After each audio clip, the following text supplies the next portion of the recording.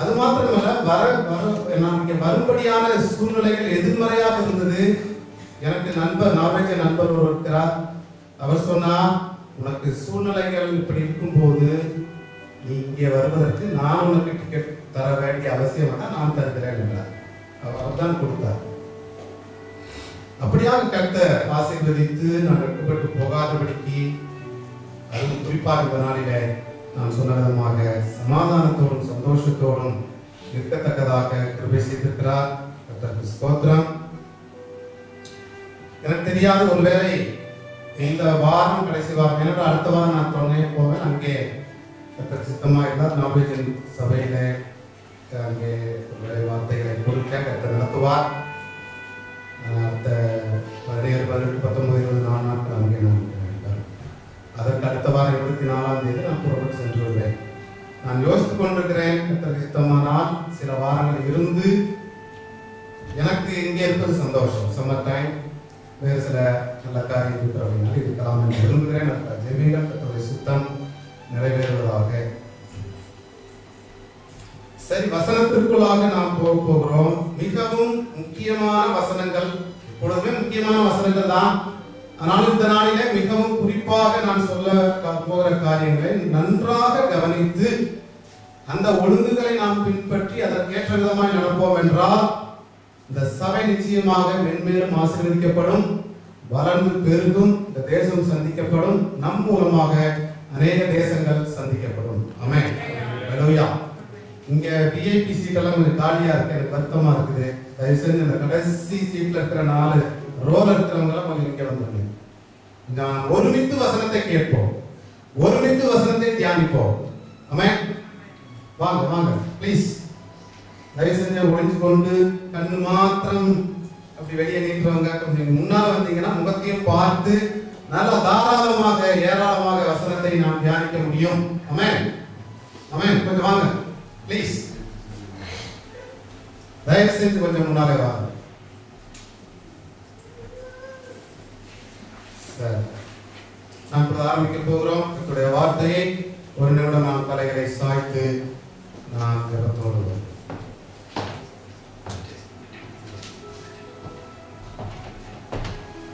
நம்மை கர்த்தருக்கு ஒப்புக் கொடுத்தவர்களாய் வசனத்தை கேட்கும்படியாக நான் உங்களிடத்தில் இந்த நேரத்தில் ஒப்புக் கொடுக்கிறேன் என்று சொல்லி இந்த நேரத்துக்காக முதலாவது நாம் நம்மை கர்த்தரிடத்தில் ஒப்புக் கொடுத்தோம். Do not waste your time.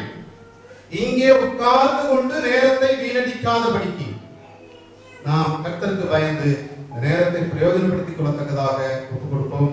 மகா பரிசுத்தமும் இரக்கமும் திருமணம் இருந்தவர்கள் பிதாவே ஸ்தோத்திரிக்கிறோம். நேரத்திற்காக உங்களுக்கு நன்றி. நேரத்தை நாங்கள் பிரயோஜனப்படுத்திக் கொள்ளத்தக்கதாகவும் அதன் மூலம் நாங்கள் மறுரூபமாக மனம் திரும்ப ராஜ்யத்துக்கென்று ஆயத்தப்பட எங்களுக்கு கிருபை செய்யும். இந்த வல்லகரத்திலே எங்களை ஒப்புக்கொள்கிறோம். இயேசு கிறிஸ்துவின் நாமத்தில் ஜெபிக்கிறோம் நல்ல பிதாவே.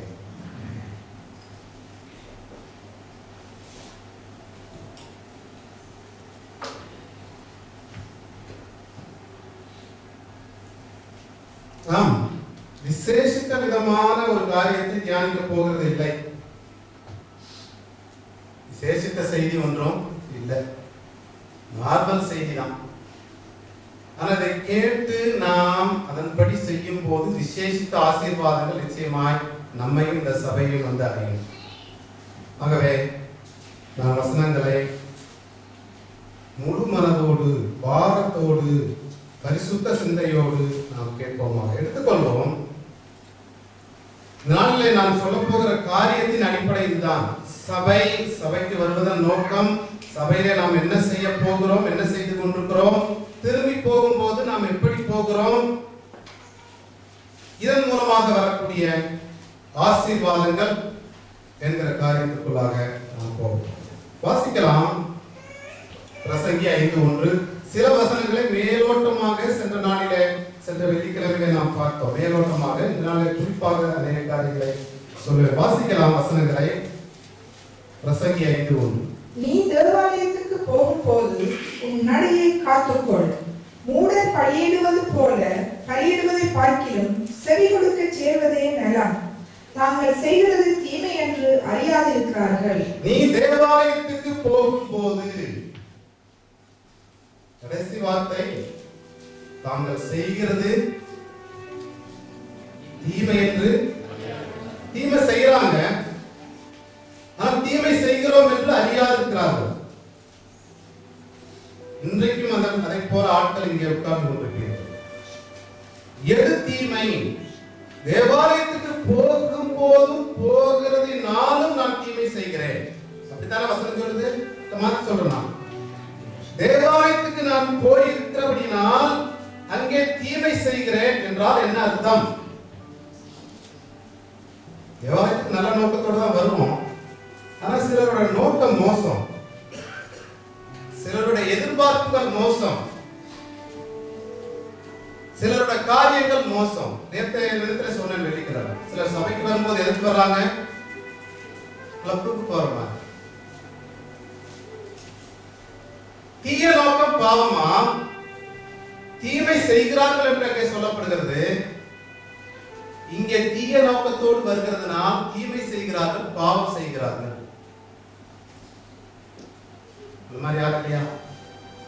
எனக்கு கிளப்புக்கு போற மாதிரி இங்க வரும்போது என்ன நோக்கம்? அசுத்த சிந்தனை, வேசித்தனத்தின் ஆவி. தன்னை காண்பிக்கும்படியாக சபைக்கு வருவாங்க. ஏதாவது புதுசா வாங்கியிருந்தா அங்க ஏதாவது ஃபிட்டிங், எக்ஸ்ட்ரா ஃபிட்டிங் எல்லாம் போட்டுக்கும் போது என்ன மனசுல அவங்க சிந்தனை இருக்கும்? எக்ஸ்ட்ரா ஃபிட்டிங் அதிகமா இருந்தா என்ன சிந்தனை வரும்?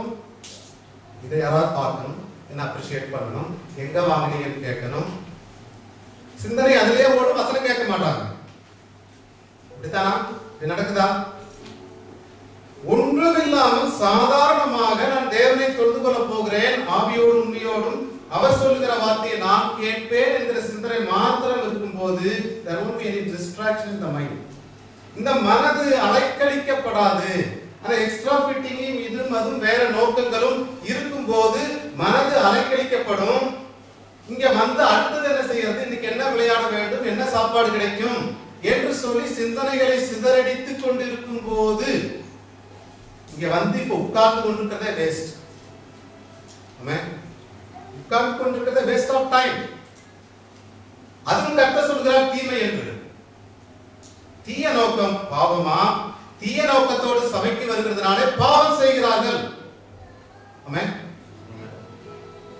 இப்படிப்பட்ட காரியங்கள் நம்முடைய வாழ்க்கையில நடந்து கொண்டு இருந்திருக்குமா என்றால் இந்த நாளிலே மனதில் வேண்டும். இனிமேல் சபைக்கு நான் போகிறேன் என்றால் ஒரே நோக்கம், நான் தேவனை ஆவியோடும் உண்மையோடும் தொழுது கொள்வேன், வசனத்தை கேட்பேன், மனம் திரும்புவேன். ஏதோ கொஞ்சம் எக்ஸ்ட்ரா ஆக்டிவிட்டிஸ் இருக்கு, ஏதோ கொஞ்சம் ஐக்கியம் என்கிற அடிப்படையில கொஞ்சம் விளையாட்டுகள், ஒரு சாப்பிடுகிற காரியம் இருக்கு.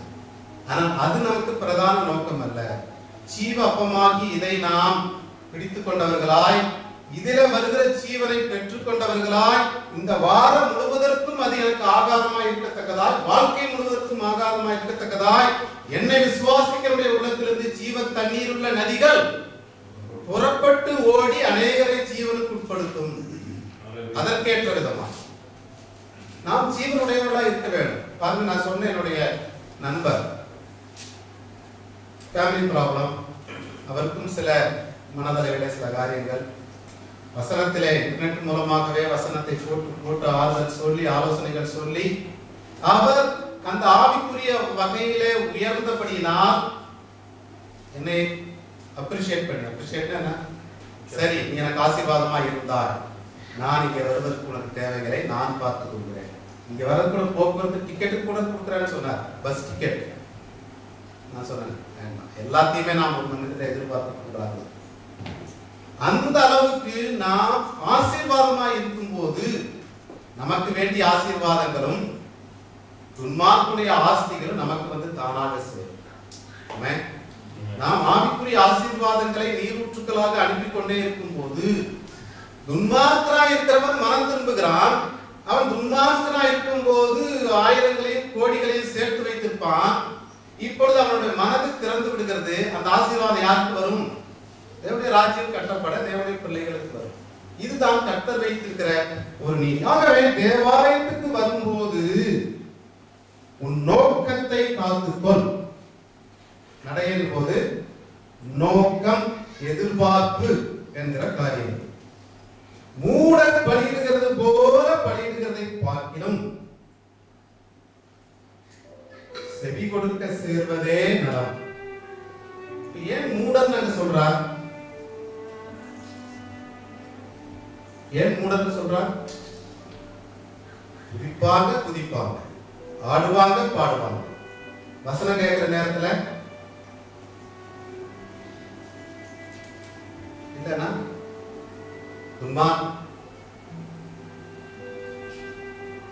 மூட பலியிடுகிறது போல பலியிடுகிறதை பார்க்கிலும் செவி கொடுக்க சபைக்கு வர்றது எதுக்காக நலம்?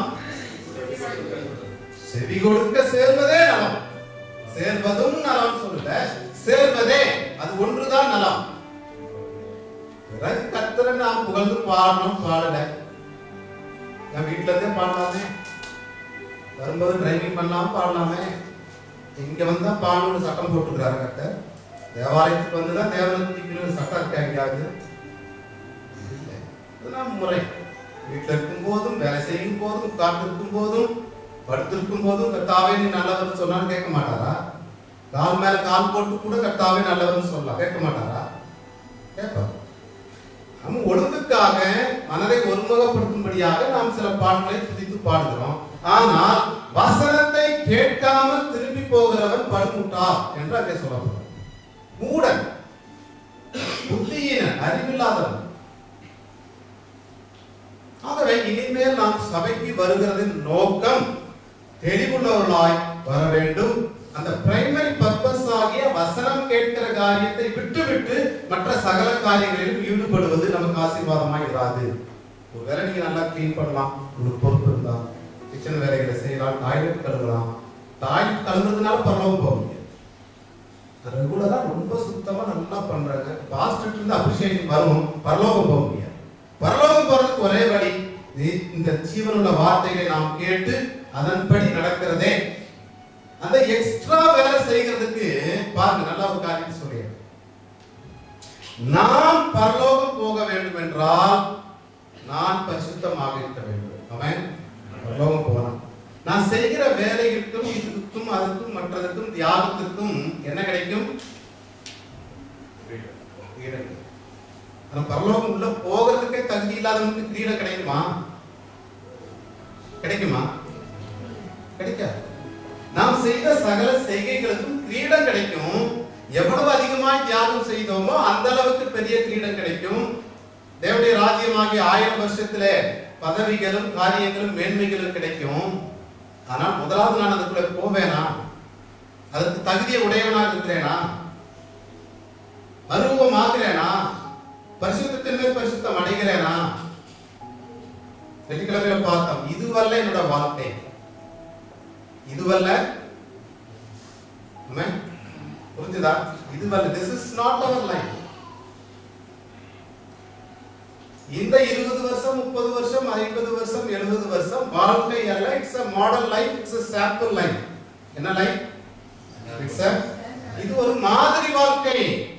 இதில் எப்படி வாழ்கிறோம் என்கிறதை பொறுத்து நமக்கு மேன்மையான வாழ்க்கையோ தாழ்மையான வாழ்க்கையோ கிடைக்கும்.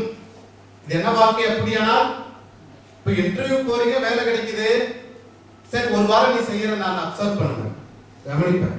நீ நல்லா செஞ்சா உனக்கு வேலை, இன்னும் நல்லா நல்ல விதமாய் செய்யும் போது ப்ரமோஷன். சரியில்லை என்றால் அதே தான். என்ன காரியம்? இந்த மாடல் லைஃப்ல, இந்த முன்னுதாரணமான வாழ்க்கையில நான் கர்த்தருக்கு பிரியமாய் வாழ்ந்து என்னுடைய வாழ்க்கையை சாட்சியுள்ளதாக மாற்றிக் கொள்வேனானால் 1000 வருஷத்திலும் இந்த பூமியில வாழ முடியும், நித்தியமாகவும் நான் வாழ முடியும். இந்த வாழ்க்கையில என்னை நானே கெடுத்துக் கொள்வேன் என்றால், இதுதான் வாழ்க்கை என்று நினைத்துக் கொண்டு இதிலே சகலத்து பாவத்தையும் அருவருப்பையும் பயங்கரமான காரியங்களை செய்து கொண்டு என்னுடைய வாழ்க்கையை கடத்தி கொண்டு போவேன் என்றால் எரிகிற நரகம், அக்கினி. ஆகவே கர்த்தர் நம்மை வைத்து வெளியே இருந்து பல விதங்களில் இருந்து நம்மை உள்ளே கொண்டு வந்து நம்மை உருவாக்கத்தக்கதான ஒரு ஒர்க் ஷாப். இது என்ன ஒர்க் ஷாப்? இது கட் பண்ண வேண்டியது கட் பண்ணணும், தேய்க்க வேண்டியதை தேய்க்க வேண்டும், பாலிஷ் பண்ற காரியம், கட் பண்ண வேண்டிய காரியம், உடைத்தெடுக்க வேண்டிய காரியம், அதெல்லாம் பாஸ்டர் செய்வார், ஊழியக்காரங்க செய்வாங்க. பாஸ்டர் கட் பண்ண வேண்டியது கட் பண்ணும்போது இவருக்கு என்ன அதிகாரம் இருக்கு? அதிகாரம் இல்லைன்னு சொன்னா அதான் சொன்ன மாதிரி ஸ்ட்ரைட் வே, ஸ்ட்ரைட்டா போய் லெஃப்ட். அதிகாரம் இருக்கு, இன்னொரு அதிகாரம் இருக்கு. என்ன அதிகாரம் தெரியுமா? வேதத்துல 2 இடத்துல எழுதுறார் பவுல். மீறி மீறி மீறி மீறி போகும்போது அக்கிரமத்தின் மேல் அக்கிரமத்தை கூட்டுகிறவர்களா இருந்தால் சாத்தானுக்கு ஒப்பு கொடுக்கிறேன் என்று சொல்றதுக்கு அதிகாரம். அந்த அளவுக்கு அநேகர் போகிறது இல்ல. அந்த வார்த்தையை சொன்னா அந்த ஆளை பார்த்து அந்த நிமிஷமே சாத்தான் அந்த ஆளை ஆட்கொண்டு அழைக்கிறது. ஆகவே அதிகாரத்துக்கு உட்பட்டவர்களாய் நாம் இருக்கிறோம். அந்த அதிகாரத்துக்கு கீழ்ப்படிந்தவர்களாய் நாம் இருக்க வேண்டும். ஆமென். அதுதான் நாம் இந்த சபையில, பொதுவா சபை என்று சொல்லும் போது அங்கே நாம் உருவாக்கப்படுகிறோம், உருமாற்றப்படுகிறோம், வளர்கிறோம், மனம் மாறுகிறோம் என்கிற அடிப்படையிலே சபை செயல்பட்டு கொண்டு வருகிறது. அதை அப்படித்தான் கர்த்தர் நியமித்திருக்கிறார். ஆகவே அதிகாரத்துக்கு உட்பட்டவர்களாய் மனம் திரும்ப வேண்டிய பகுதியிலே மனம் திரும்ப வேண்டிய ஒழிய எதிர்த்து நிற்கக்கூடியவர்களாய் நாம் போய்விடக்கூடாது. இதுதான் சபையின் அநேக அடிப்படை காரியம். ஆகவே தேவாலயத்துக்கு வரும்போது என்ன நோக்கத்தோடு வந்தாய் என்கிறதை நீ கவனித்துக்கொள், சிந்தித்துக்கொள். அப்படி இல்லாத பட்சத்திலே மூடரை போல பலியிட்டுக் கொண்டு என்னவோ பாடி என்னவோ குதித்து ஆடிக்கொண்டு துன்மார்க்கரை போல வெளியே போகக்கூடாது. அப்படி செய்யும் போது கர்த்தர் சொல்கிறார், தாங்கள் செய்கிறது தீமை. மூடர் என்று சொல்கிறார், தீமை செய்கிறார்கள் என்று சொல்கிறார். ஆகவே இப்படிப்பட்ட நிலைமைகள் இனிமேல் நம் ஒவ்வொருடைய வாழ்க்கையிலேயும் மாற வேண்டும். ஆமென், ஆமென். வருகிற நோக்கம் ஸ்ட்ரைட் ஃபார்வர்ட். நான் போகிறேன், சில நேரம் துதிப்பேன், வசனத்தை கேட்பேன், அந்த வசனத்தின்படி வாழ்க்கையை மாற்றிக்கொள்வேன். இங்க 2 பகுதி இருக்கிறதை நாம் பார்க்க முடியும். ஒன்று, நாம் அவரோடு பேசிக்கொண்டே இருக்கிறோம், எதையோ சொல்லிக்கொண்டே இருக்கிறோம். அது பாட்டு மூலமா, துதி மூலமாக, வேற எந்த வகையிலேயோ, half of the time, part of the time அவர் கேட்டுக்கொண்டே இருக்கிறார். கேட்கிறார் தானா? அவருடைய பிரசன்னம் இருக்கு, அல்லது அங்கு சிங்காசனத்தில் உட்கார்ந்து கொண்டிருக்கிறார் என்று நாம் வைத்துக் கொள்வோம். கேட்டுக்கொண்டே இருக்கிறார் 1 மணி நேரமோ 1.5 மணியோட நேரம். ஆனால் அடுத்த பகுதியில அவர் நம்மிடத்திலே பேசும்படியாக தன்னுடைய தாசர்களை வைத்திருப்பார். அதை கேட்காதபடிக்கு தன் செவியை அடைக்கிறவன் அவர் பேர் தான் மூடர் என்று சொல்லுங்கள். ஆகவே நாம் மூடராக இல்லாதபடிக்கு ஞானம் உள்ள ஜனமாய், பரிசுத்தத்துக்கு ஏற்ற விதமாய் நம்மை மாற்றிக்கொள்ளத்தக்கதாக நாம் நம்ம இந்த நாளிலே மனம் திரும்பும்படியாக ஒப்புக் கொடுப்போம். சங்கீதம் 40:6 வாசிக்கலாம். சங்கீதம் 40:6.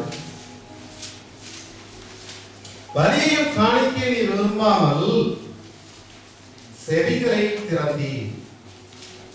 பலியையும் காணிக்கையை நீ விரும்பாமல் என் செவிகளை திறந்தி.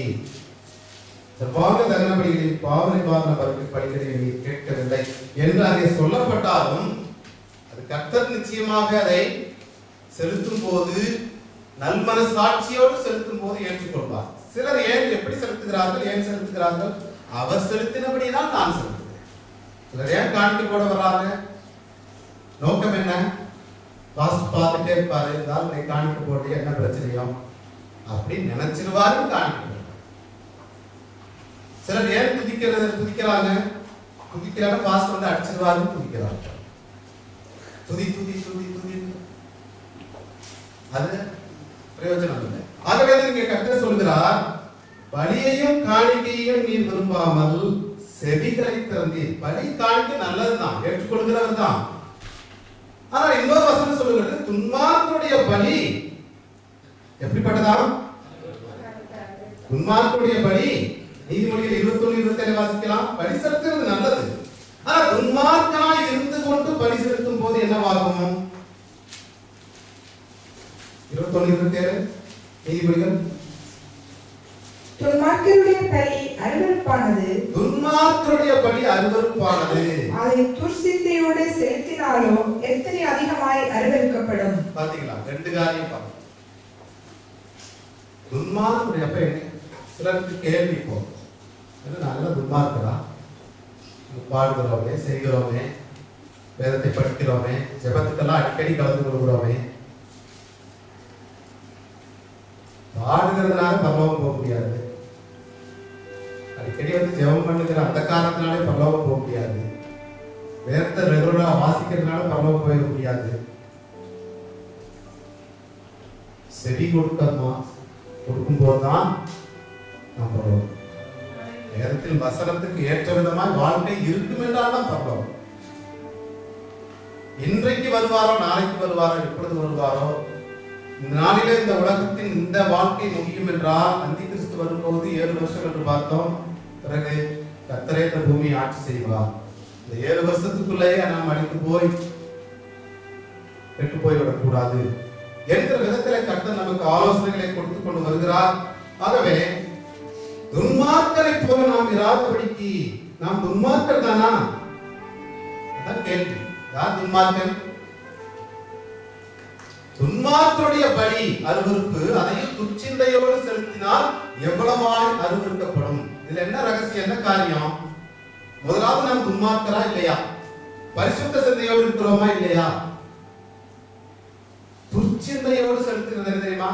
ஒரு விளக்கம், பெருமையோடு. எனக்கு தான் பாட்டு தெரியும், எனக்கு தான் தெரியும்.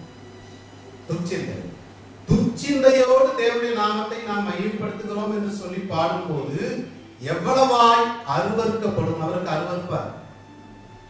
என்னவா இருக்கிறாமா நம்முடைய பாடல்கள்? உடைய பாட்டுகளின் இறைச்சலை என்னை விட்டு அகற்று. ஏன்? துச்சிந்தை, பெருமை, வேற்றுமை, எனக்கு தான் தெரியுங்கிற எண்ணம் அருவருப்பார். தேவனுடைய சமூகத்திலே அருவருப்பானதை, அந்நிய அக்கினியை கொண்டு வரக்கூடாது. எது அந்நிய அக்கினி கொடுது? எது துச்சிந்தை? பெருமையோடும் வேற்றுமையோடும் கீழ்ப்படியாமையோடும் சொல்லிக்கிட்டே இருக்கிறார், வசனங்களை சொல்லிக்கொண்டே வருகிறார். ஆனா கீழ்ப்படியதில்லை, கேட்கறதில்லை. இந்த வாரம் துதி செலுத்தினோம், கர்த்தர் கேட்டுக்கொண்டிருந்தார். அவருடைய வார்த்தையை நாம் கேட்கவில்லை. அடுத்த வாரம் மறுபடியும் துதி செலுத்துகிறோம். கேட்பாரா? கேட்பாரா? கேட்பாரு இல்லைங்களா? நம்முடைய குடும்பத்தில் எடுத்துக்கொள்ளுங்க. பிள்ளைகள் வளர்றாங்க, அல்லது யாரோ இந்த ஹைரார்க்கில சொல்லிக்கிட்டே இருக்கிறாங்க, கேட்கறதே இல்லை. ஆனா அந்த பிள்ளை வந்து அப்பாவிடத்திலோ அம்மாவிடத்திலோ பெரியவரிடத்திலோ நீங்க ரொம்ப நல்லாவுங்க, உங்களை மாதிரி யாரும் இல்லை என்று சொல்லும் போது என்னவாகும்? அல்லது பாஸ்டர் சொல்லுறத கேட்கறதே இல்லை, பாஸ்டர் உங்களை மாதிரி ஒருவருமே இல்லை, நான் பார்த்ததே இல்லை லைஃப்லன்னு சொல்லும்போது பாஸ்டர் என்ன நினைப்பாரு? ஏதோ வேலை இருக்குது, ஏதோ பிரச்சனை இருக்கு, ஏதோ ட்ரிக்ஸ் பண்றாரு, ஏதோ தந்திரம் பண்ணுகிறா. அது அப்படி இருக்கும் என்றால் இது இப்படிதான். என்ன காரியம்? துச்சிந்தையோடு பாவ சிந்தையோடு செலுத்தும் போது நாம் வார வாரம் வந்து துதிக்கிறோம், வார வாரம் வசனத்தை கேட்கறது இல்லை. செய்யறோமா? அப்படித்தானே நடக்குது. வார வாரம் வசனம் வந்து துதிக்கிறோம், பாடுகிறோம், பாட்டு மேல பாட்டு. ஆனா வசனம் கேட்கிற நேரத்துல கேட்கிறோம், ஆனா அந்த வசனத்துக்கு நம்முடைய வாழ்க்கைக்கு சம்பந்தமே இல்லை. இவர்களுக்கு பெயர் ஒன்று ஏற்கனவே நான் பார்த்தோம். சிலரை பார்த்து கர்த்தர் மூடராய் இருக்கிறார்கள் என்று சொன்னார். துன்மார்க்கருடைய பலி அருவருப்பு அதையும் துச்சிந்தையோடு செலுத்தினால் எவ்வளவாய் அருவருக்கப்படும். துன்மார்க்கரை போல இருந்து கொண்டு தேவனுக்கு துதி செலுத்துகிறோமா?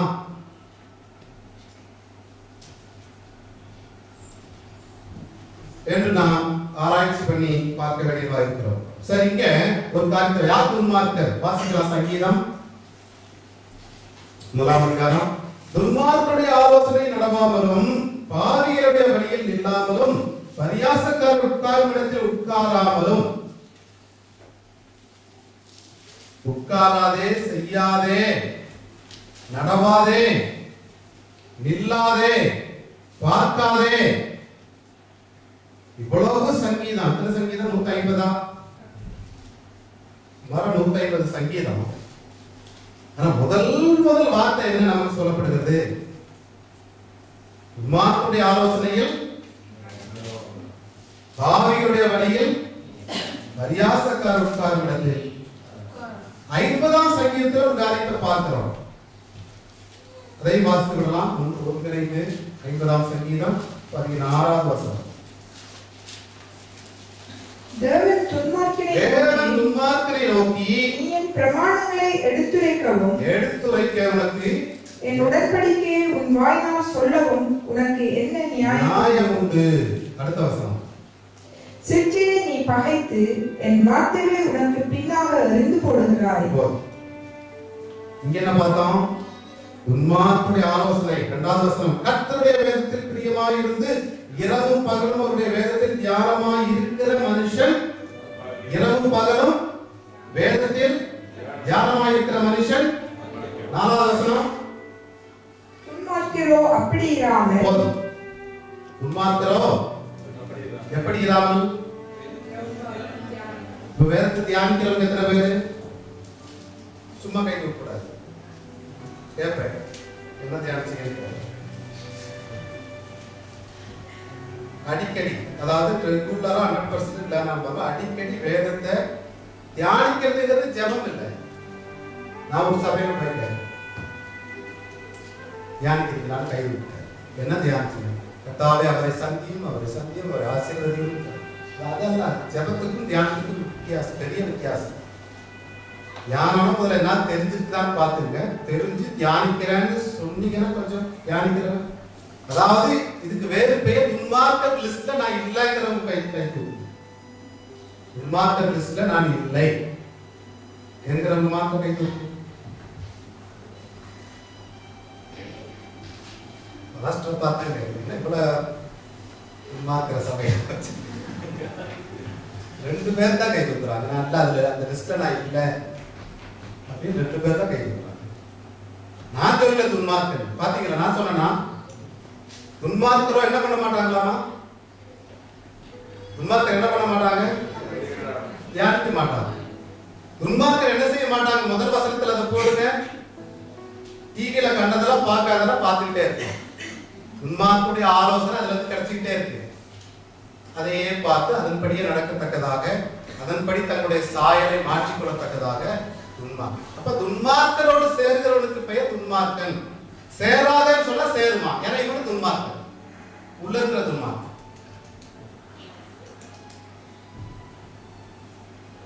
அப்ப இனி அடுத்த தடவை இந்த கேள்வி கேட்கும் போது லிஸ்ட் மாறி இருக்கு. 90% எங்க இருக்கணும்? துன்மார்க்கன் இல்லைன்னு கை தூக்குறதா இருக்கு. 90% தான் இருக்கணும். ஆமென், ஆமென், ஆமென் சொல்றவங்க கொஞ்சம் கை தூக்குங்க. கர்த்தர் பார்க்கட்டும். கை தூக்கி சொல்லுங்க. என்ன அர்த்தம்? இனிமே வசனத்தை நான் படிக்கிறது இல்லை. தினமும் 5 அதிகாரம் வேஸ்ட். தினமும் 5 அதிகாரம் படிச்சதுலாம் வேஸ்ட். அது மாதிரி செய்ய வேண்டாம். 2 வசனம் படிச்சா போதும். 2 வாரத்துக்கு ஓடும் வசனம் போடணும். சில வேறங்கள்ல 10 அதிகாரம் 15 அதிகாரம் படிக்கலாம். இப்படித்தான் படிக்கணும். 1 வருஷத்துக்குள்ள பைபிள் படிச்சு முடிக்கணுங்கிற மெத்தட் எல்லாம் வேண்டாம். படிக்கிற வசனத்துக்கு கேட்கிற வசனத்துக்கு கீழ்ப்படியணும். அதான் கர்த்தர் எதிர்பார்க்கணும்.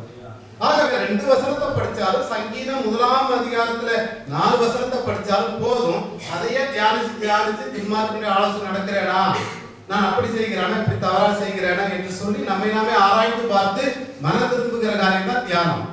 அதை நாம் இனிமேல் செய்ய போகிறோம். ஆமென், ஆமென்.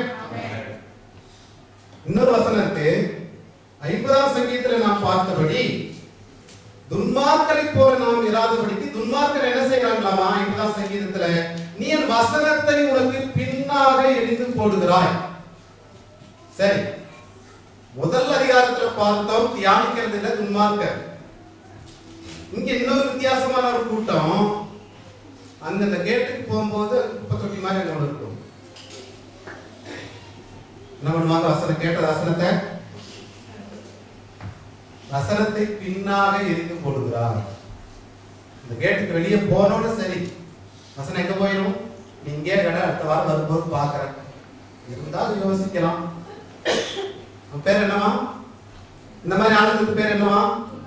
வசனத்தை சுமந்து கொண்டு போகாத எவனும் துன்மார்க்கன்.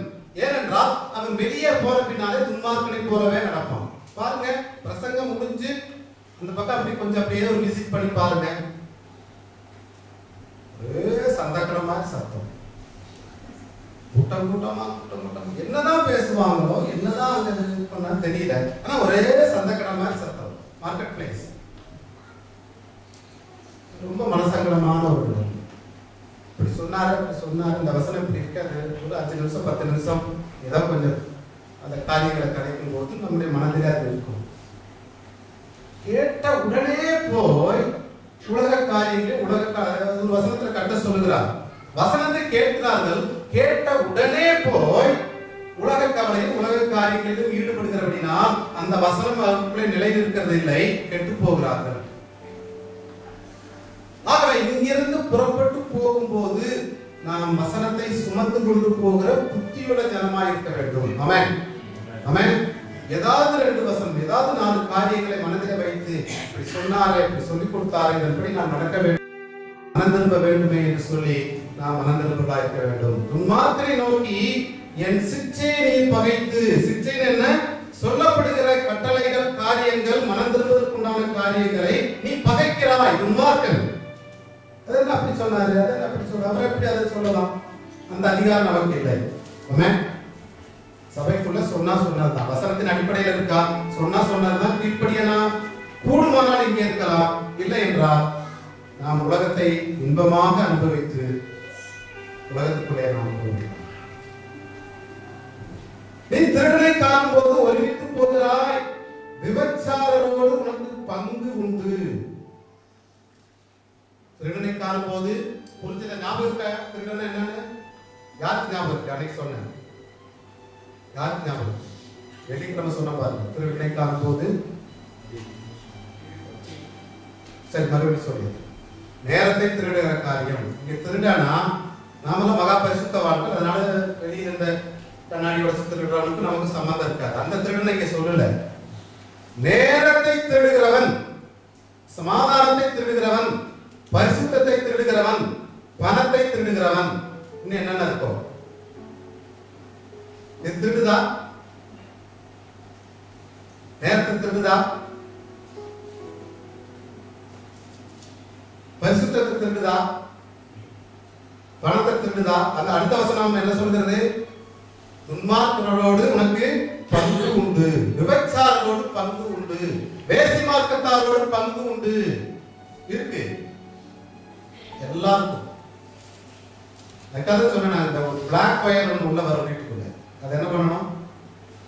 கட் பண்ண அதான் பாதி பிரச்சனை ஓடும். என்ன பண்ணணும்? ஒரு ஒயர் வரும் பிளாக்கா லேண்டனால இருந்து, அதை கட் பண்ணாலே பாதி பிரச்சனை போயிடும். நேரத்தை திருடுதா? பட்டி சமாதானத்தை திருடுதா? பரிசுத்தத்தை திருடுதா? பணத்தை திருடுதா? இல்லையா? திருடுதா? திருடுதானா? அந்த விபச்சாரரோடு, வேசி மார்க்கத்தாரோடு, துன்மார்க்கரோடு எனக்கு என்ன பங்கு உண்டு? Understanding. I have a covenant with ungodly people. என்ன மாசம் 300 crore 500 crore நடத்தி தரேன், என்னென்னலாம் அனுப்பிட்டே என்ன சொல்றோம்? என்ன உடன்படிக்கை, என்ன அக்ரிமெண்ட் சைன் பண்ணிக்கிறோம்? துன்மார்க்கனோட, வேசி மார்க்கத்தாரோட, விபச்சாரக்காரனோட மாசம் இவ்வளவு பணம் கொடுத்துறேன், நீ எதெல்லாம் அனுப்புறியோ அனுப்பிட்டே இருக்குதான் அக்ரிமெண்ட். அக்ரிமெண்ட் இல்லங்கிற மார்க்கம் கை தூக்கி பார்க்கணும்.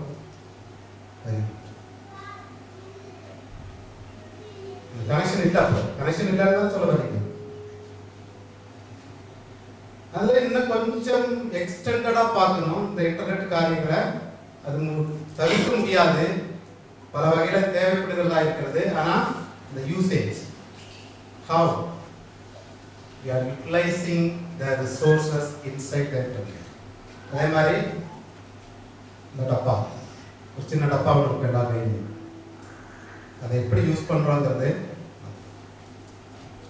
ஆகவே இந்த வசனத்தின் அடிப்படையில் பார்க்கும்போது என்னுடைய வாழ்க்கை ஒவ்வொரு நாளும் ஒவ்வொரு நிமிஷமும் கர்த்தரை பிரியப்படுத்துதா, பிசாசை சாத்தானை பிரியப்படுத்துதா, எதை பிரியப்படுத்துகிறோம் என்கிறதை நாம் பார்த்துக் கொள்ள வேண்டும். ஆகவே துன்மார்க்கன் யார்? இங்கே வசனத்தை கவனிக்கிறது இல்ல, சிற்சையை பகைக்கிறான், வசனத்தை பின்னாக எடுத்து போடுகிறான். இந்த நாள் நாம் பார்க்க போறோம் என்ன நடக்குது.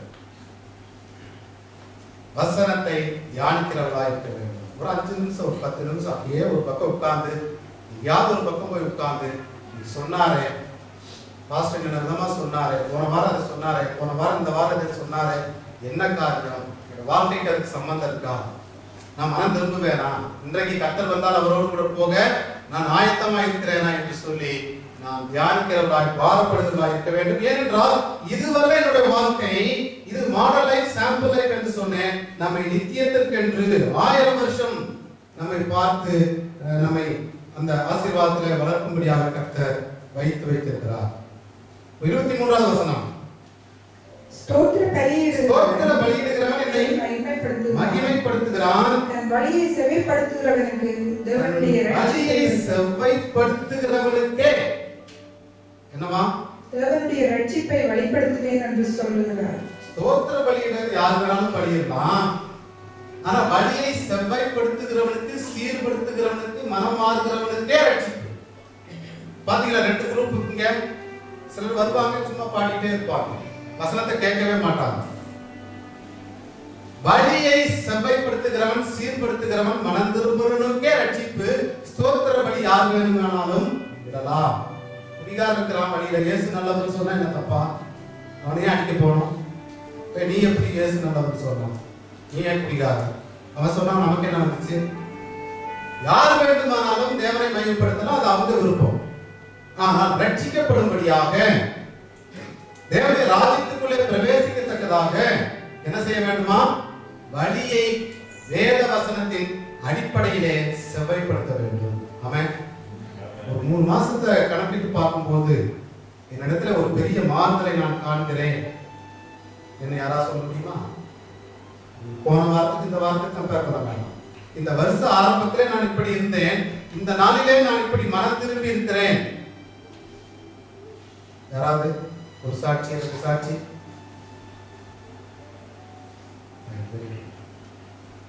வேற யாரும் இல்லைங்களா? என் பிரசங்க சரியில்லையா பாஸ்டர், இல்லை வேற என்ன சொல்றீங்க? நீ என்னவோ சொல்லு, நான் என்னோட சித்த நடப்பேன். அந்த மாதிரியா? சரிங்க. நாளுக்கு நாள் மறுரூபம் என்று பவுல் சொல்லிக்கிறார். வாரத்துக்கு வாரமாவது, மாசத்துக்கு மாசமாவது மாறணும்.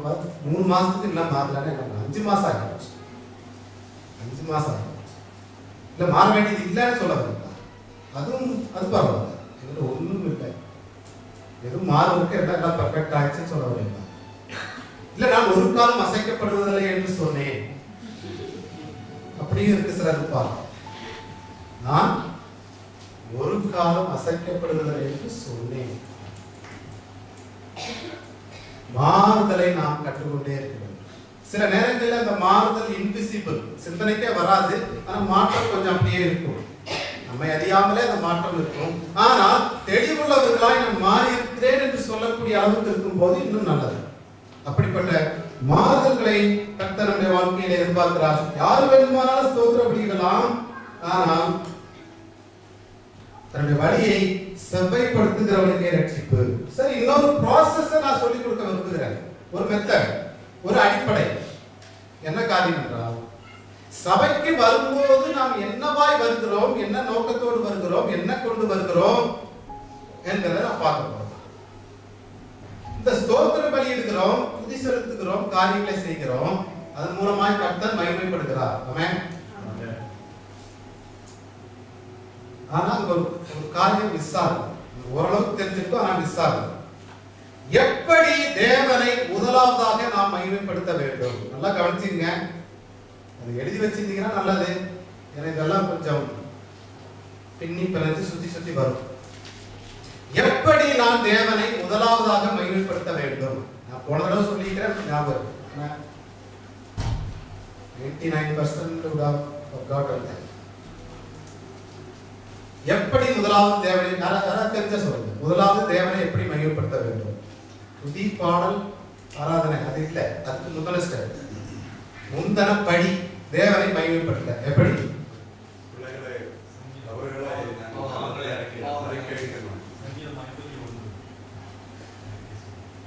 51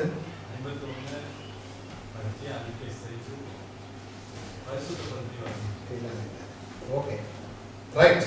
இதை நாம் பல நேரங்களில் போன தடவை சொல்லியிருக்கிறோம். ரேடியோலையும் நான் சில நேரங்களில் சொல்லியிருப்பேன். அதுக்கு என்ன வசன ஆதாரம்? இந்த வசனம் இல்ல இல்ல யோசுவா 17ஆம் அதிகாரம் நான் வாசிக்கிறேன்.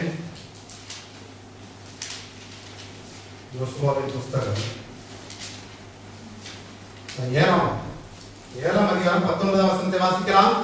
இதை நன்றாக பிடித்துக் கொள்ளுங்கள். இதன்படி நம்முடைய வாழ்க்கை முறைமை சபைக்கு வரும்போது நாம் எந்த விதமான ஆயத்தமாக இருக்கிறோம் என்கிற காரியம் இந்த நாளிலே மாற வேண்டும். அப்பொழுது யோசுவா ஆகானை நோக்கி, மகனே, நீ இப்பொழுது இஸ்ரவேலின் தேவனாகிய கர்த்தரை மகிமைப்படுத்து. இந்த ஸ்தோத்திர பலி இடுவதற்கு முன்பாக, துதி செலுத்துவதற்கு முன்பாக ஒரு வகையிலே நாம் தேவனை மகிமைப்படுத்தி இருக்க வேண்டும். ஆமென். அது என்ன காரியம் என்றால் இங்கே வாசிக்கலாம். இப்பொழுதும் நீ இஸ்ரவேலின் தேவனாகிய கர்த்தரை மகிமைப்படுத்து, அவருக்கு முன்பாக அறிக்கை பண்ணி, நீ செய்ததை எனக்கு சொல்லு, ஒன்றையும் ஒழிக்காதே. திருப்தித்தனமா இங்க வந்துட்டு வேசித்தனம் பண்ணிட்டு இவரே அவரையும் குறை சொல்லிக்கிட்டு சண்டை முட்டி விட்டுட்டு இங்க வந்து அல்லேலூயா தேவனே நீ பெரியவர், உமக்காகத்தானே ஐயா உயிர் வாழ்கிறேன் ஐயா.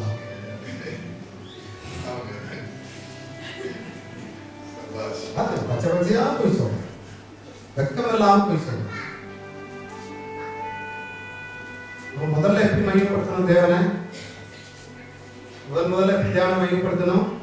அறிக்கையிட்டு ஒன்றையும் முடிக்காமல் அவரிடத்துல வீட்டிலே உட்கார்ந்து சொல்லி 1/2 மணி நேரம் 1 மணி நேரம் ஜெபம் பண்ணிட்டு வரணும். தூங்கி எழுந்திரிச்சு சீரியல் அதை இதையும் பார்த்துட்டு கண்டதெல்லாம் பார்த்து கண்ட கதையெல்லாம் பேசி இங்க வந்து அல்லேலூயா தேவனுக்கே மகிமை தெய்வத்துக்கே மகிமை உண்டாது. துன்மார்க்கருடைய பலி, அதுக்கு பேர் என்னங்க? அதுக்கு பேர் என்ன சொன்னாரு? என்னன்னு பார்த்தோம்? துன்மார்க்கருடைய பலி, அருவருப்பு. முதல் ஸ்டெப். ஃபர்ஸ்ட் ஸ்டெப்பை தாண்டுகிறவன் தவறுகிறான், தவறி விழுந்து செத்து போவான். இதுல இந்த ஸ்டெப் மாறக்கூடாது. முதல் ஸ்டெப் என்ன? வீட்டிலே உட்கார்ந்து போன வாரம் பண்ணின அக்கிரமங்கள், மீறுதல்கள், சிந்தனையினாலே பாவம், வாயின் வார்த்தையினாலே பாவம், என்னென்ன விதத்துல எல்லாம் கண்ணின் காட்சியிலே பாவம் என்கிற காரியங்களை எல்லாம் நாம் அறிக்கையிட்டு ஏதோ ஒரு வகையில ஒப்பு கொடுத்து மனம் திரும்பி தேவாலயத்துக்கு வந்து இங்கே அவரை ஸ்தோத்திரிக்க வேண்டும். பல வசனங்கள் இருக்கு. இதெல்லாம் குறைஞ்சது 20 வசனம் நான் சொல்ல முடியும். இந்த அடிப்படையில் நேரம் இருக்காது, நான் சொல்லுவேன். ஆகவே ஃபர்ஸ்ட் ஸ்டெப், ஃபர்ஸ்ட் என்ன செய்யணும் சொல்லுவோம்? முதலாவது நம்முடைய பாவங்களை, மீறுதல்களை நாம் பாவம் இல்லை என்று சொல்வோமானால், இல்ல பாவம் செய்யவில்லை என்று சொல்வோமானால் கரெக்ட், அது கரெக்ட் தான். இன்னொன்று கரெக்ட், அது கரெக்ட். இன்னொன்று கரெக்ட், இன்னொன்று அவர் இன்னும் கொஞ்சம் க்ளோஸா போட்டார். அவரை குற்றப்படுத்துகிறவர்களாய் இருக்கிறோம். அவர் பாவம் செய்தார் என்று சொல்லுகிறவர்களாய் இருக்கிறோம். நான் செஞ்சிட்ட பாவம், நான் செஞ்ச பாவத்துக்கு கிறிஸ்து பாவமாகி மன்னிச்சு எடுத்துட்டார் இல்லையா? இப்ப நான் பாவம் செய்யவே இல்லை என்று சொன்னால் அவரை குற்றப்படுத்துகிறேன். நான் பாவம் செய்யவில்லை என்று சொன்னால் அவரை வசனம் இருக்குதானா? யோவான், சரி இந்த யோசுவாவின் இதை ஞாபகம் வச்சுக்கோங்க. யோவான் நிருபம்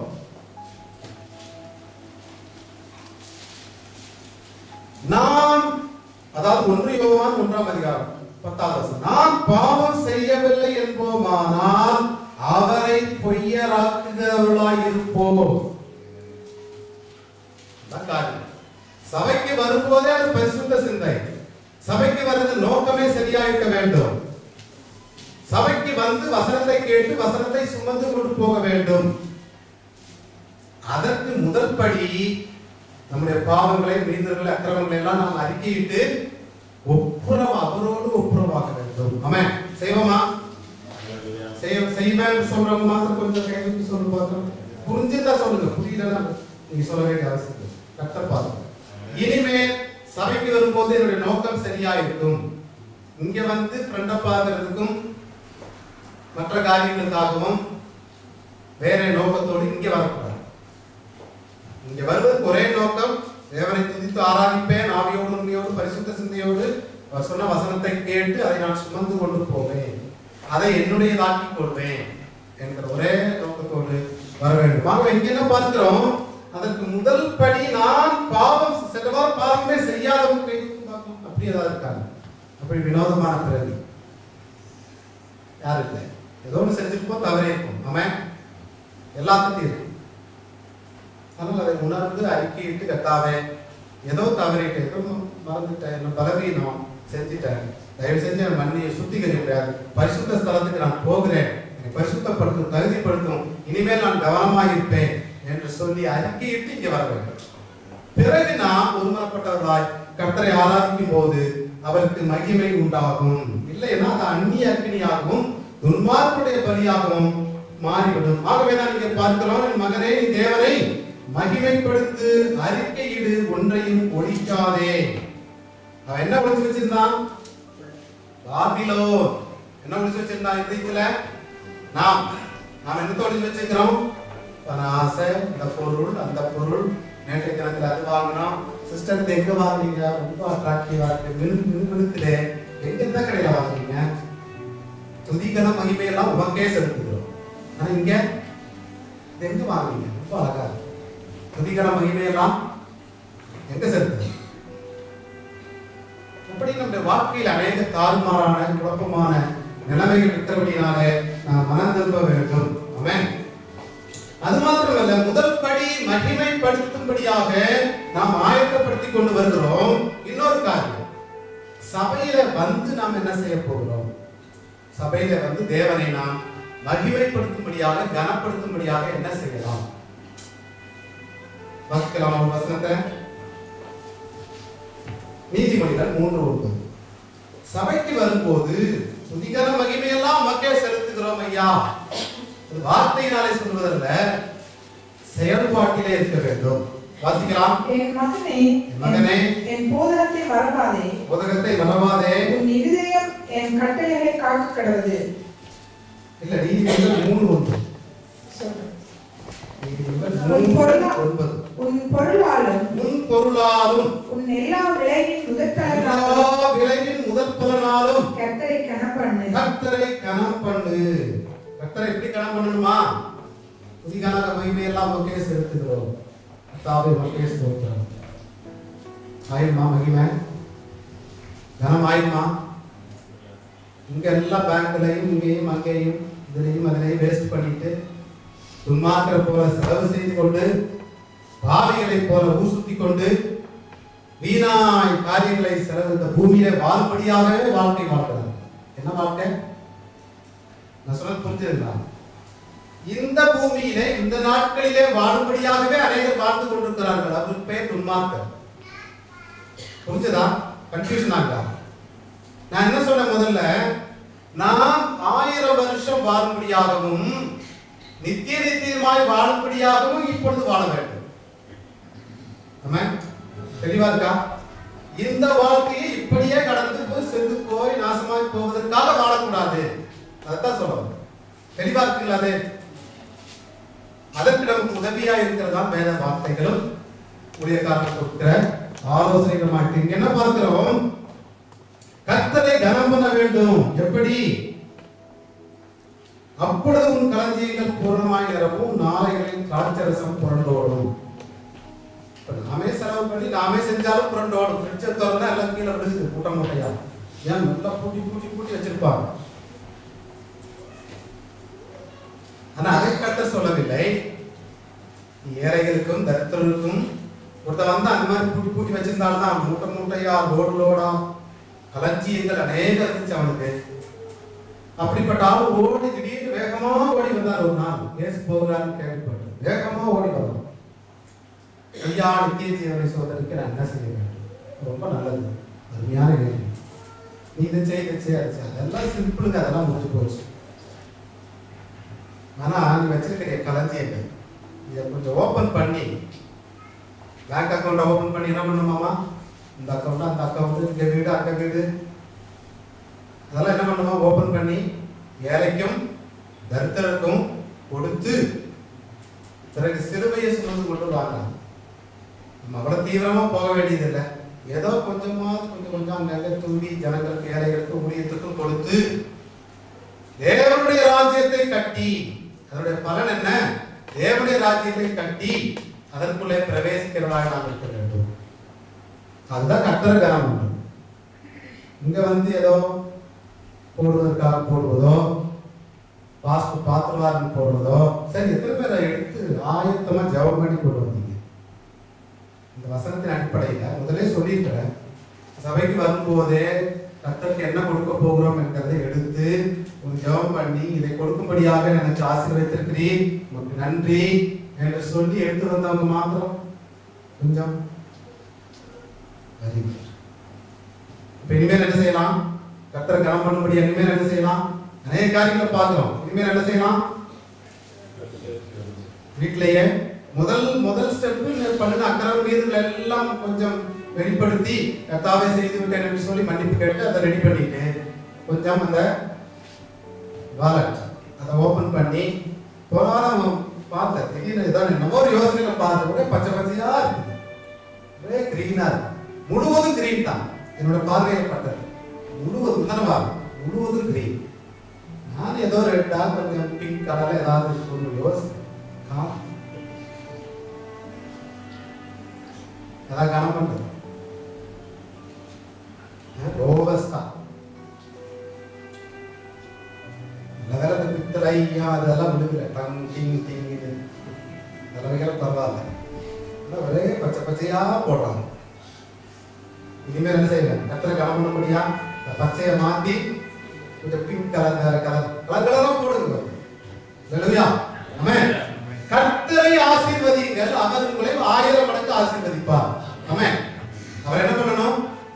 அவர் கொஞ்சம் ஆசீர்வதிங்க. அவருக்கு போறது இல்லை, பேப்பர். இருதயத்திலே அவரை ஆசீர்வதிக்கும் போது உன்னை ஆசீர்வதிக்கிறவனை நான் ஆசீர்வதிப்பேன் என்று சொன்ன வார்த்தையின்படி நாம் அவரை முதல் பலனாலும் எல்லா விளைவின் கனிகளாலும் பொருள்களாலும் மற்ற காரியங்களினாலும் நாம் கர்த்தரை கனப்படுத்துவோமாக. சரி, ஏற்கனவே ஒரு வசனத்தை நாம் வாசித்தோம். துன்மார்க்கர் யார் என்றும் எப்படிப்பட்ட பலி செலுத்த வேண்டும் என்றும். இன்னும் இதை தொடர்ந்து 1 சாமுவேல் 14 அதிகாரம் 22 வாசிக்கலாம். 1 சாமுவேல் 14:22. பலியை பார்க்கிலும் கீழ்ப்படிதலே உத்தமம் அல்லவோ? பலியை பார்க்கிலும் கீழ்ப்படிதலே உத்தமம். வசனம் 1 சாமுவேல். சவுல் ஈசாயினிடத்தில் ஆள் அனுப்பி, நான் வாசிக்கிறேன். 1 சாமுவேல் 15:22. அதற்கு சாமுவேல், கர்த்தருடைய சத்தத்துக்கு கீழ்ப்படிகிறதை பார்க்கிலும் சர்வாங்க தகனங்களும் பலிகளும் கர்த்தருக்கு பிரியமாய் இருக்குமோ? பலியை பார்க்கிலும் கீழ்ப்படிதலும் ஆட்டுக்கடாக்களின் நினைத்தை பார்க்கிலும் செவி கொடுத்தல் உத்தமம் அல்லவோ? பலி ரைட்டு, காணிக்கைங்கிற பலி ரைட்டு, ஆனா எல்லாவற்றுக்கும் மேலாக செவி கொடுக்கிறது உத்தமம். ஆமென். ஆகவே நம்முடைய வழிமுறைகளை நாம் ஆராய்ந்து பார்த்து என்னென்ன விதங்களிலே கர்த்தரை கனம் பண்ண வேண்டும், என்னென்ன விதங்களிலே கர்த்தருக்கு நாம் துக்கத்தை உண்டு பண்ணக்கூடாது. சில வாரங்களை பார்க்கிறேன், கேள்விப்படுறேன். ஒரு மகா துக்கத்தின் மேல துக்கம், சஞ்சலம். அது மிகவும் என்னை வருத்தத்துக்கு உட்படுத்துகிறதா இருக்கு. ஏன்னா நான் ஆரம்பத்திலிருந்து பார்த்து கொண்டு வருகிறேன். 2000 வருஷத்துல இருந்து பார்த்து கொண்டு நான் யோசித்தேன், சரி நல்ல சபை நல்ல விதமா வளர்ந்துருக்கு, ஜனங்கள் நல்ல விதமாய் பரலோகம் போறதுக்காக கொஞ்சம் நான் ராசி. ஆமென், ஆமென், ஆமென். பரலோகம் போறோம். ஏதாவது பாவமான காரியம், உன்மார்க்கத்தனமான காரியம், அருவருப்பான காரியம், தேவனுடைய வார்த்தைக்கு விரோதமான காரியம்னா சொல்லுங்க, இந்த முறைப்படி அதை டீல் பண்ணலாம். சும்மா வீணான காரியங்களில் இதிலையும் அதிலையும் போட்டு குழப்பி சபையை குழப்புகிறவன் வலுப்பாதான். அதான் பயன். அந்த தேவனுடைய மனுஷனுக்கு நாம் துக்கத்தையும் கஷ்டத்தையும் கொண்டு வரக்கூடாது. நல்லது செய்யறோமோ இல்லையா, துக்கத்தையும் கஷ்டத்தையும் கொண்டு வராதபடிக்கு நாம் பார்க்கணும். ஆமென், ஆமென். சரி, இங்க பார்க்கலாம். சர்வாங்க தகன பலிகளை பார்க்கிறோம், அது கர்த்தருக்கு பிரியமா இருக்குமோ? பலியை பார்க்கிறோம் கீழ்ப்படிதலும், பலியை பார்க்கிறோம் கீழ்ப்படிதலும். ஆட்டுக்கடாக்களின் இடத்தில் பலவிதமாக நாம் தேவனை பிரியப்படுத்த பார்க்கிறோம். ஆனால் கர்த்தர் சொல்கிறார், செவி கொடுத்தலே உத்தமம் என்று. ஆகவே இனிமேல் நாம் வரும்போது கர்த்தருக்கு பயந்து செவி கொடுக்கிறவர்களாக இருப்போம். துன்மார்க்கத்தனமான காரியங்களை நாம் விட்டு விடுவோம். வசனத்தை கேட்போம். வசனத்தின்படி நம்முடைய வார்த்தையை நாம் மாற்றிக்கொள்வோம். இன்னொரு வசனத்தை சுட்டி காண்பிக்க விரும்புகிறேன். சங்கீதம் 119:53. உன்னுடைய வேதத்தை விட்டு விலகுகிற துன்மார்க்க நிமித்தம் நடுக்கம் என்னை பிடித்தது. துன்மார்க்கர் யாராமா? கேட்கிறாங்க, ஆனா விட்டு விலகிடுறாங்க. கேட்கிறார்கள், விட்டு விலகுகிறார்கள். நல்ல ஒரு மாதிரி இருக்கிறாங்க, ரொம்ப க்ளோஸா இருக்கிற மாதிரி இருப்பாங்க. ஆனா வேத வசனத்துக்கும் அவர்களுக்கு சம்பந்தம் இல்லை, விட்டு விலகுகிறார்கள். துன்மார்க்கர் துன்மார்க்கருக்கு சமாதானம் இல்லை. துன்மார்க்கருடைய படி அருவருப்பு. துன்மார்க்கன் அறுப்புண்டு போவான். இன்னும் எத்தனை சொல்லணும்? யார் துன்மார்க்கன் கண்டுபிடிச்சிட்டமா? வசனத்தை தியானிக்காதவர்களுக்கு பேர் துன்மார்க்கன். சபைக்கு வெளியே போகும்போது வசனங்களை கேட்டும் அதை பின்னாக எரிந்து விடுகிறவன் துன்மார்க்கன். வேத வசனத்தை விட்டு விலகுகிற துன்மார்க்கன். இன்னும் இருக்கு, ஆனா இப்போதும் நாம் அந்த லிஸ்ட்ல இல்லாதபடி, அப்படிப்பட்ட மனுஷனா இராதபடி இனிமேலாவது மனம் திரும்புவோமாக. சங்கீதம் 51:17 வாசிக்கலாம். இப்பொழுது எப்படிப்பட்ட பலியை நாம் தேவனுக்கு செலுத்தலாம்? கொஞ்சம் வேகமாக போவோம். நொறுங்குண்ட ஆவிதானே. கர்த்தருடைய சமூகத்துக்கு வரும்போது, கர்த்தாவே உம்முடைய பரிசுத்த சமூகத்துக்கு வந்திருக்கிறேன், என்னை உருவாக்கும், நான் குறையுள்ளவன், நான் பலவீனன், என்னை ஏற்றுக்கொள் என்று சொல்லி நறுங்குண்ட இதயத்தோடு கர்த்தரிடத்திலே நாம் ஆராதனை செலுத்துவதும் காரியங்களை செய்யும் போது கர்த்தர் நம்மை ஏற்றுக்கொள்கிறார். ரோமர் 12:1 அடிக்கடி கேட்டிருப்போம். உங்களுடைய சரீரங்களை நீங்கள் ஜீவ பலியாக ஒப்புக் கொடுங்கள். வாசிக்கலாம். 12:1. அப்படி இருக்க சகோதரர்களே, நீங்கள் உங்கள் சரீரங்களை பரிசுத்தமும் தேவனுக்கு பிரியமான ஜீவ பலியாக ஒப்புக் கொடுக்க வேண்டும் என்று தேவனுடைய இரக்கத்தை முன்னிட்டு உங்களை வேண்டிக் கொள்கிறேன். இதுவே நீங்கள் செய்யத்தக்க புத்தியுள்ள ஆராதனை. அடிக்கடி கேள்விப்பட்டிருப்போம். செய்யத்தக்க புத்தியுள்ள ஆராதனை என்ன? ஒரு சரீரங்களை ஜீவபலியாக ஒப்புக் கொடுங்கள். சரீரங்களை, இது வேசியின் சரீரமாக இருக்கக்கூடாது. வேசி மார்க்கத்தானை போல வேஷம் போட்டுக் கொண்டு வரக்கூடாது. ஆமென், ஆமென். வேசி மார்க்கத்தானை போல வேஷம் போடக்கூடாது.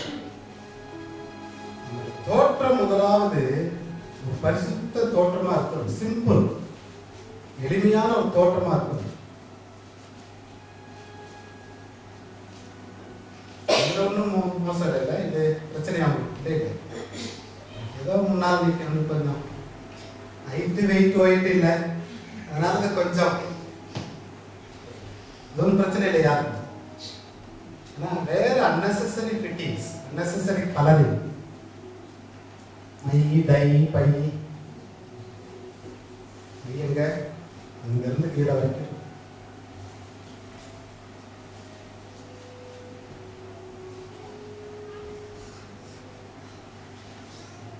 மை டை எக்ஸ்ட்ரா ஃபிட்டிங்.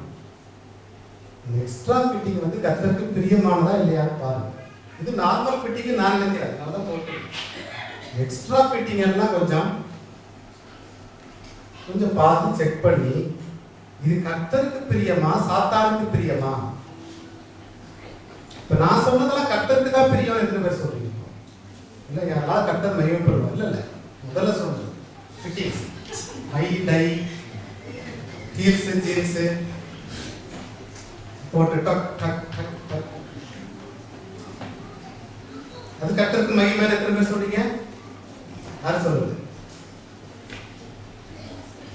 கொஞ்சம் கவனமா. நாகரிக உலகம் தான். பரலோகம் போகும்போது நாகரிக உலகத்துல இருந்தீங்களா நீ பிச்சைக்காரனா எடுத்து பிச்சை எடுத்து வந்தியான்னு கேட்க மாட்டேன். ஒரே காரியம் தான். ஆகவே நம்முடைய சரீரங்களை எந்த மனுஷன், கவனிங்க, எந்த மனுஷன் இந்த சரீரமாகிய வீடு, இது கூடு, இது ஓடு, இதை தேவனுக்கு ஒப்பு கொடுத்திருக்கிறானோ அவன் இதை பரிசுத்தம் உள்ளதாக காட்சியளிப்பான், தோற்றமளிப்பான். அது மாத்திரமல்ல, இதை இந்த சரீரத்தை, குறிப்பாக சகோதரிகள், இதை எவனும் இச்சையாக பார்க்க கூடாதே என்கிற பயம் இருக்கும். கவனிச்சீங்களா? கவனிச்சீங்களா? குறிப்பாக சகோதரிகளுக்கு ஒரு வார்த்தை, இந்த சரீரத்தை கர்த்தர் என்ன சொன்னார்? இச்சையோடு பார்க்காதேன்னு யாருக்கு சொன்னாரு? ஆண்களுக்கு தான் சொன்னார். ஏன்னா கடைசி காலத்தில் தீர்க்க தரிசன வார்த்தை குறிப்பா. ஏன்னா கடைசி காலத்துல சாத்தானுக்கு தெரியும், இந்த ஸ்திரீகளை மாடல் பண்ணிட்டா, என்ன பண்ணிட்டா? ஸ்திரீகளை மாடல் பண்ணிட்டா சகல கண்களும் அங்க போகும், கெடுத்தாங்க. அது இந்த ஆவி, பிழைய ஆவினான். ஏன்னா பிழையாம அந்த தந்திரத்தை தான் அவன் செஞ்சான். நீ ஒரு ராஜாவை என்னால சபிக்க முடியாது இந்த பரிசுத்த ஜனங்களை, நீ ஒண்ணு செய், பொம்பளைகள் கொஞ்சம் அப்படி ஒரு விதமா உள்ள அனுப்பினா தானா கெட்டுக்கொள்ளும். நடக்குதா? நடக்குதா? சகோதரிகள் என்ன நோக்கத்தோடு சபைக்கு வருகிறோம்?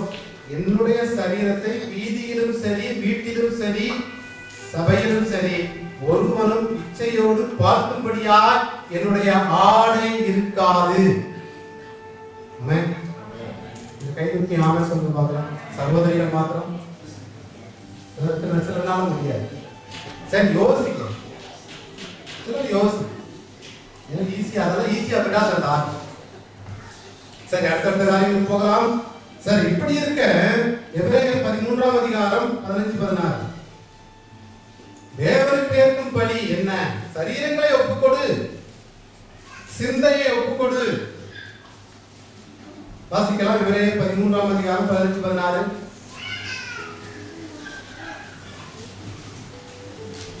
சரி, நான் வாசிக்கிறேன். அன்றையும் நன்மை செய்யவும், சரி, முதல் வசனம் 15. ஆகையால் அவருடைய நாமத்தை துதிக்கும் உதடுகளின் கனியாகிய ஸ்தோத்திர பலியை அவர் மூலமாக தேவனுக்கு, இது easy, it's not at all a problem. ஏன்னா நமக்காக தானே ஐயா உயிர் வாழ்ந்து எனக்கு சொல்றது கஷ்டமா? ஒரு பிரச்சனை இல்லை. ஒரு சபைக்கு போயிருந்தேன், ஒரு வாரம் பாடினாங்க, எங்களுக்குள்ளே வாசம் பண்ணும் ஆவியானவரே. ரொம்ப சந்தோஷம். ஆவியானவர் உள்ள இருக்கிறார் எல்லாத்துக்குள்ளேயும், பரவாயில்ல. அடுத்த வாரம் போனா ஆவியானவர் இப்ப வாரம் இறங்கிடுவாங்க.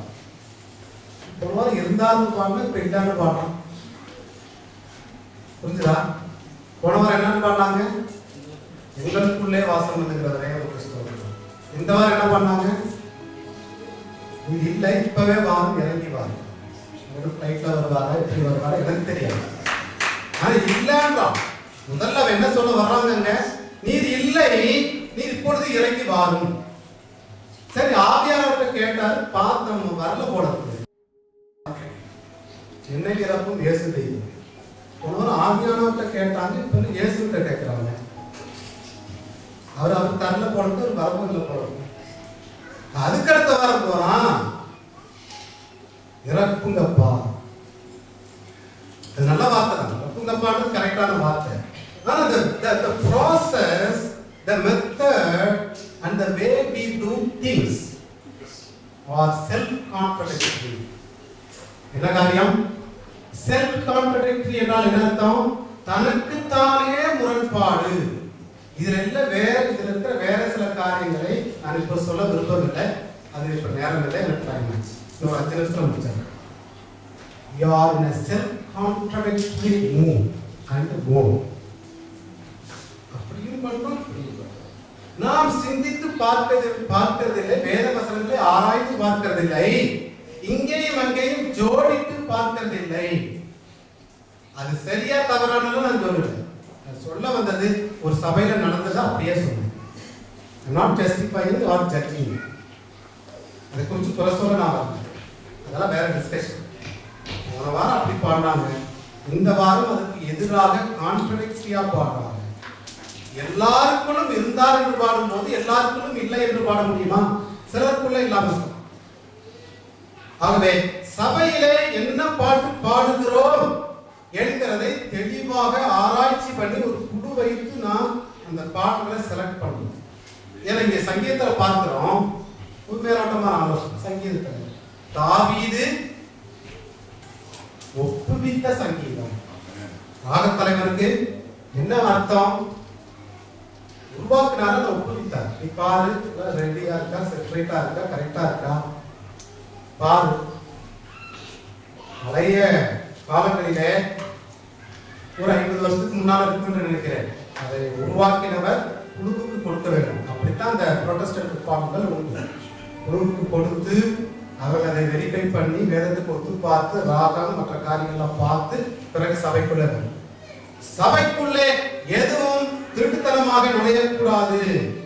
சபை வேற, கிறிஸ்தவ உலகம் வேற. புரிஞ்சுதா? கிறிஸ்தவ உலகம்ன்றது வேற. யாராவது இருக்கிறாங்க, என்னவோ உருவாக்குறாங்க, டெய்லி சீடி விட்டுட்டு இருக்காங்க. அது வேற, சபை வேற. ஆமென். சபை இயேசுவின் இரத்தத்தினாலே பிடிக்கப்பட்டதால் உருவாக்கப்பட்ட சபை. இது வேற, கிறிஸ்தவ உலகம் வேற. அங்க இருக்கிறதெல்லாம் இங்க உள்ள சும்மா நுழையக்கூடாது. Must be filtered out.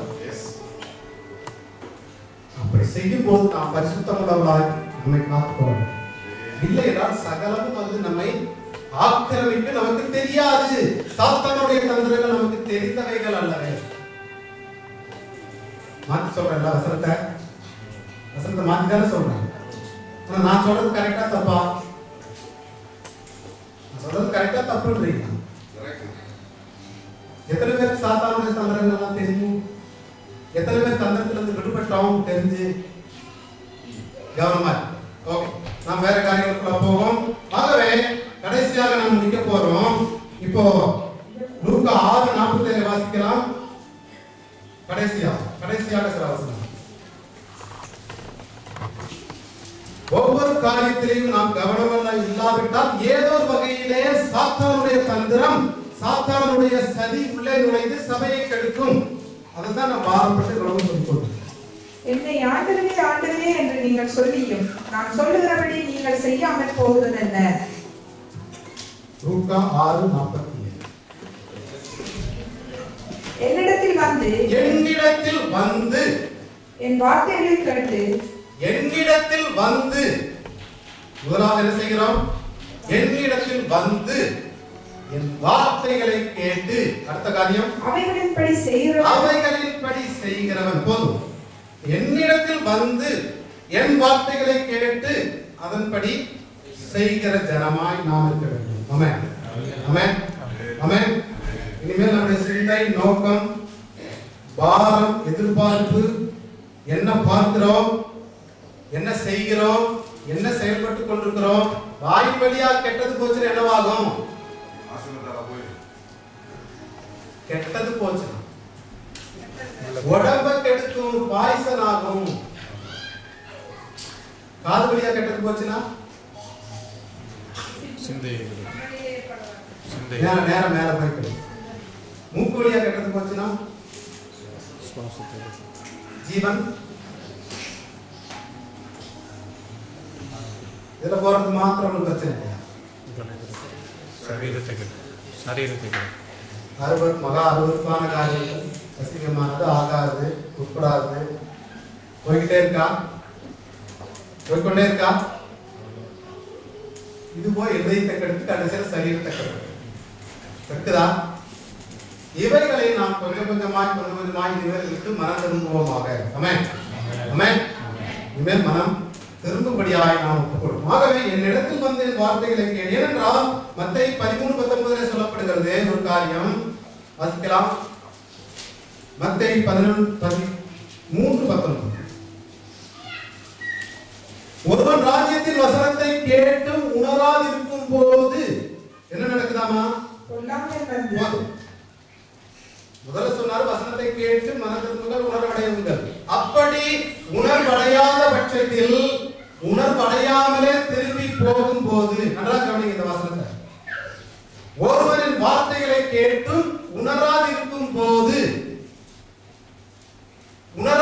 திரும்பி போகும்போது அங்க யார் வரது ஃப்ரெண்டு? சத்துரு, சாத்தான். அவங்க வெயிட் பண்ணிட்டு ஒரு உணர்வும் இல்லாம மனம் திரும்பாம இங்கேயே மனம் கேட்கும் போதே அந்த மன திரும்புதல் உண்டாக வேண்டும். ஆமென். கேட்கும் போதே இதுல நான் சரியில்லை நான் மனம் திரும்ப வேண்டும் என்று ஒரு உணர்வோடு வெளியே செல்லும் போது பிரச்சனை இல்லை. ஒரு வசனத்தை கேட்டு உணராமல் வெளியே செல்லும் போது யார் வரது ஃப்ரெண்டு? நான் பாபா என்ன அங்க போய் அலடியா சொல்லிட்டு இருந்தியா? என்ன பண்ற? அலைக்கழிப்பான், சாபம் வரும், பலவீனம் தாக்கும். சும்மா பூல இருந்து என்னவோ வருதாம அலட்சி. எனக்கு என்னவோ வரல. நான் எல்லாம் பெர்ஃபெக்டான நான் வியாதியை வரலன்னு சொல்ல வரல. ஆனா எதுக்கெடுத்தாலும் வியாதி, எதுக்கெடுத்தாலும் பிரச்சனை, இது பிரச்சனை அது பிரச்சனை ஏன் வருது? உள்ளே இருக்க வேண்டிய மருந்தாகிய வசனம் இல்ல, சகல பிரச்சனையும் நம்மை தாக்கும். இந்த வசனத்தை நாம் சுமந்து கொண்டு வசனத்தை உணர்ந்தவர்களாக நாம் போகும்போது கர்த்தர் நம்மை பாதுகாப்பார், ஆசீர்வதிப்பார். ஏனென்றால் இன்றைக்கு அநேகர் என்ன நினைத்துக் கொண்டிருக்கிறார்கள்? குடிக்கலாம். அநேகர் என்ன நினைக்கிறாங்க? நான் விசுவாசி தானே, நான் ஜெபம் பண்ணுகிறேன், நான் வேதம் வாசிக்கிறேன். என்ன காரியம்? எனக்கு விசுவாசம் உண்டு, வேதம் வாசிக்கிறேன், ஜெபம் பண்ணுகிறேன், நான் தேவனை மகிமைப்படுத்துறேன். இதெல்லாம் பிசாசு செய்யறது இல்லையா? இதெல்லாம் பிசாசு செய்யறது இல்லையா? இந்த நாளையும் என்ன இருக்கும்? நான் பிதா தேவனை மகிமைப்படுத்துகிறேன், நான் வசனம் எனக்கு தெரியும், எனக்கு விசுவாசம் உண்டு, நானும் ஜெபம் பண்றேன், கர்த்தரை கேட்கிறார். பிசாசு இதெல்லாம் செய்யலையா? பிசாசுக்கு எனக்கு என்ன வித்தியாசம்?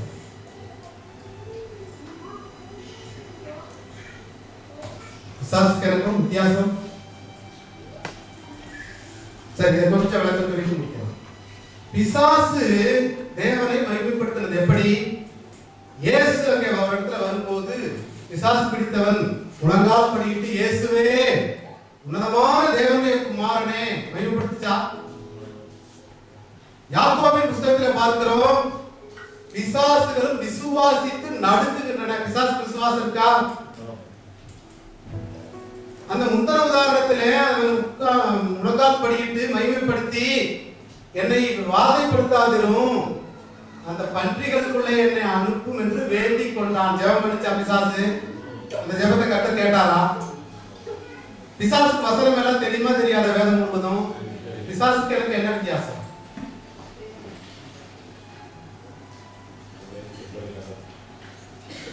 ரொம்ப ஒன்றும் இல்லைங்க, கொஞ்சம் இருக்கு. அப்படியா? இல்ல ரொம்ப வித்தியாசம் இருக்கா?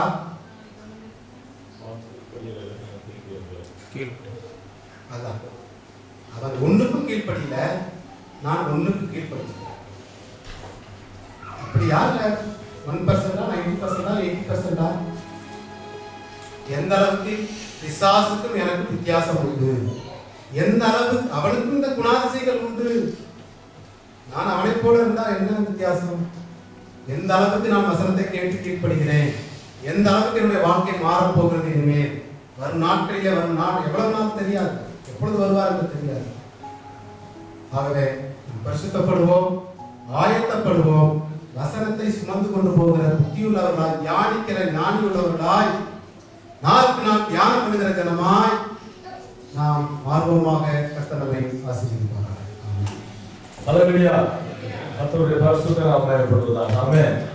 அந்த மனம் திரும்ப வேண்டிய எண்ணங்கள் அநேகமாக இருக்கிறபடினால மனம் திரும்புதல், நான் அடிக்கடி அதான் சொல்லுவேன், மனம் திரும்புதல் என்றது ஒரு நாளிலே முடிந்து விட்டு ரட்சிப்பு என்ற பெயரோடு இருக்கிறதல்ல.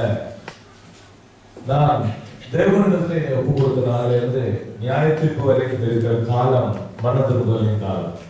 அல்லேலூயா. நாளுக்கு நாள் நாங்கள் மனம் திரும்ப கர்த்தர் நமக்கு கிருபை செய்யப்படியா இந்த நாள்ல சகோதரர் கொண்டு பேசுறபடிதான் நான் கர்த்தரை ஸ்தோத்திரிக்கிறேன்.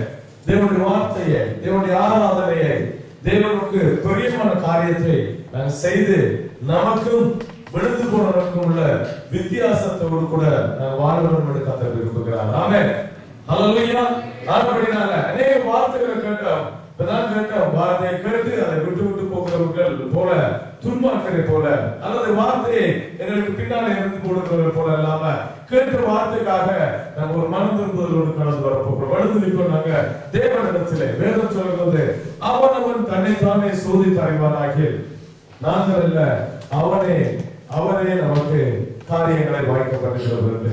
அப்படினால நாங்கள் ஒரு வார்த்தை அவர் பேசுகிற அவருடைய வார்த்தையில இருந்து சில காரியங்கள் எங்களுக்கு கடினமாக இருந்திருக்கலாம். சில வார்த்தைகள் என்னை குத்திக் கொண்டு இருக்கலாம். சில வார்த்தைகள் ஏன் இப்படி பேசப்பட வேண்டும் என்று நீங்க நினைக்கலாம். எல்லாவற்றையும் கர்த்தர் அனுமதித்திருக்கிறார். ஏன்னா நம்முடைய வாழ்க்கையில ஒரு மனம் திரும்புதல் வரும்படிக்காய், நம்முடைய கடினங்கள் உடைந்து போகும்படிக்காய் கர்த்தர் நம்மை வழிநடத்துகிற வழிகளிலே அவருடைய வார்த்தையை புறம்பே தள்ளிவிட்டு அவருக்கு பிரியமான காரியத்தை செய்கிறோம் என்ற சிந்தனையில இருந்து நாங்கள் விழுந்து அதிலிருந்து விடுதலையாகத்தக்கதாக கர்த்தர் நமக்கு உதவி செய்யும்படியா நாங்கள் ஜெபத்தோடு கூட வருவோம். கர்த்தரை நாங்கள் ஜெபிக்கலாம்.